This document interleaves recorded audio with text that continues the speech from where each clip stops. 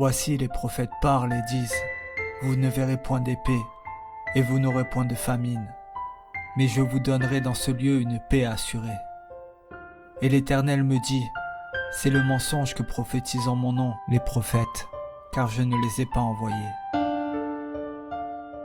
Je ne leur ai point donné d'ordre, je ne leur ai point parlé. Ce sont des visions mensongères, des vaines prédictions, des tromperies de leur cœur qu'ils vous prophétisent. C'est pourquoi ainsi parle l'Éternel sur les prophètes qui prophétisent en mon nom, sans que je les ai envoyés, et qui disent, il n'y aura dans ce pays ni épée, ni famine. Ainsi ces prophètes périront par l'épée et par la famine. Cette parole du prophète Jérémie est directement adressée aux faux prophètes qui envahissèrent Jérusalem à cette époque. Nous avons vu précédemment ce que représentait la première arme de Dieu, qui est l'épée. Maintenant, voyons ce que représente sa seconde, qui est la famine.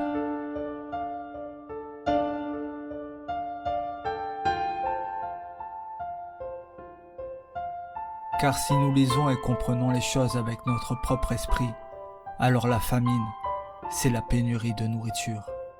Eh bien voici ce que représente la famine selon l'esprit de la prophétie. Et c'est le prophète Amos qui le dit. Les jours viennent, déclare le Seigneur l'Éternel, où j'enverrai la famine dans le pays, non pas la faim du pain et la soif de l'eau, mais la faim et la soif d'entendre les paroles de l'Éternel.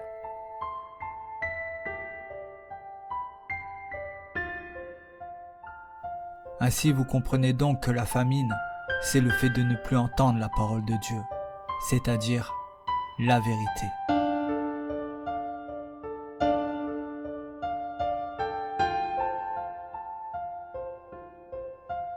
Car bien sûr, quand ceux qui la proclament sont mis à mort, alors que reste-t-il? Eh bien, il reste la famine, c'est-à-dire la disparition de la vérité. Car comme il est écrit, l'homme ne se nourrira pas de pain seulement, mais de toute parole qui sort de la bouche de Dieu. Cette arme, la famine, est donc une conséquence directe du refus d'accepter la première. Car en n'entendant plus la vérité, il vient sur le peuple la famine, qui est le fait tout simplement de ne plus l'entendre.